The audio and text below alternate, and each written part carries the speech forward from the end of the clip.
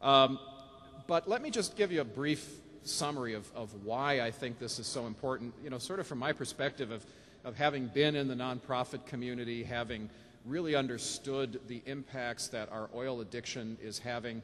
And as I, you know, was running Environment Now, and it was essentially a think tank as much as anything else, we were certainly supporting many of the environmental causes, but it was really a think tank. It was really a place where we would try to explore these ideas, and Daniel and Rick were an important part of that.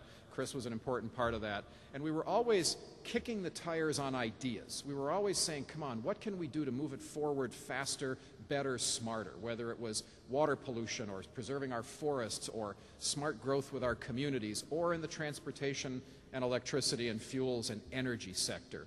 And every time we would look at the opportunities and the challenges in front of us, we realized that one of the things we were going to have to marshal the forces of, if we were going to be successful, was the business community.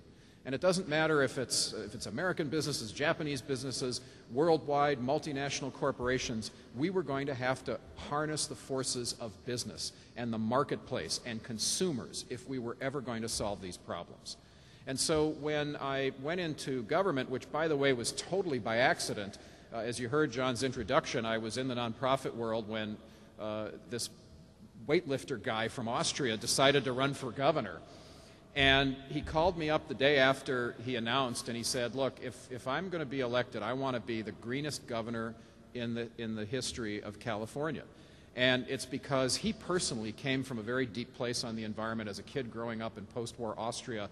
He saw the devastation in the cities and the pollution, and his families would send him up to summer camp in the mountains, and he would see the beautiful hills and the trees and the valleys and the snow-capped peaks, and he learned a great appreciation for nature. And so when he started envisioning coming to California, he thought of the beautiful beaches and the snow-capped mountains and the wonderful places that he would visit, and he got here in 1968, and instead he found trash on the beaches, Venice Beach where he was pumping iron, and he said his lungs would burn when he would work out and he would take deep lungfuls of breath.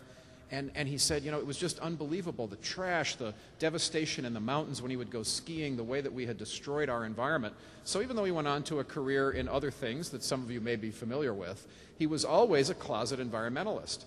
And so we wrote his environmental action plan. And that really is the father, if you will, of why we're standing here today. Not because that policy led to what Honda was doing, they were doing it long before. But if you think about the societal awareness, if you think about California as being that innovator, and to any degree that the Schwarzenegger administration has kept that ball moving forward, he sat down with me and we wrote his environmental action plan that was comprehensive. It was about how are we going to leave a more sustainable California to our kids and our grandkids. And so we had metrics about air quality and about landscapes and about energy and global warming and forests and you name it. And he campaigned on that, and obviously when he got elected, the day after the election, I went into his office and I very smugly, I thought my work was done, I said to him, well, you know, I don't know if you know what you've bitten off here, Arnold, but at least you have a fantastic environmental action plan to execute.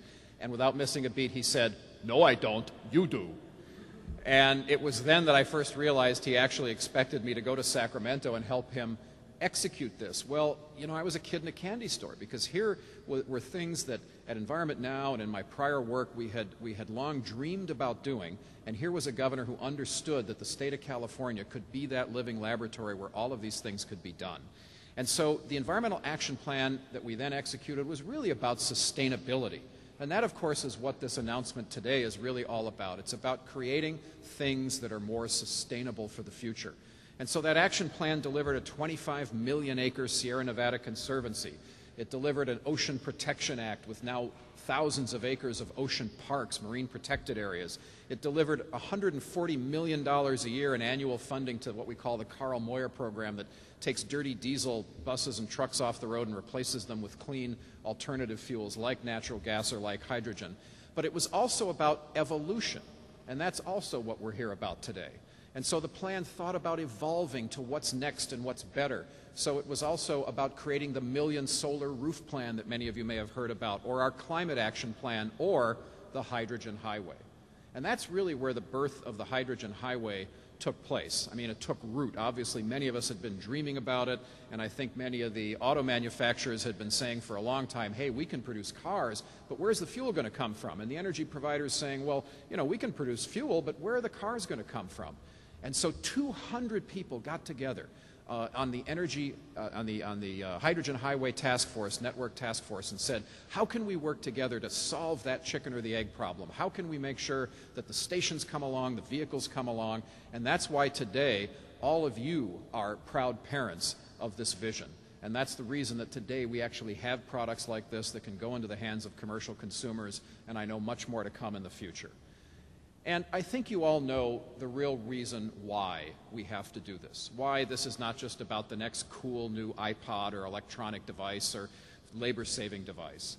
In my book, Lives Per Gallon, The True Cost of Our Oil Addiction, I lay it out in excruciating terms, but it's all things which I suspect you all know from one angle or another, whether it's the lives that are lost to air pollution every single year, whether it's the lives that are lost defending our oil supply, or whether it's the mere fact that we're going to run out of this stuff someday, and there may be disagreement about exactly when or what it's going to cost, but why would we wait that long? Why would we be so foolish as to wait until something that is holding us hostage runs out, when in fact we can be in charge of our own future? It is indeed about evolving. And so I just think that the GX was indeed that pathway, as Steve mentioned.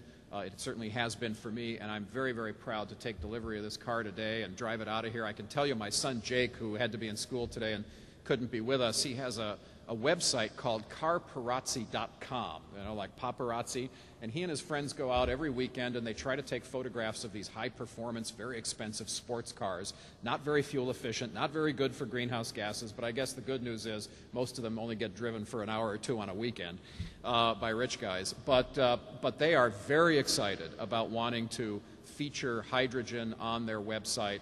And of course, my son, who just will turn 16 and has got his learner's permit, he wants to be driving the car, and I suspect you're going to have your second driver taking their driver's test in a Honda fuel cell vehicle very, very shortly.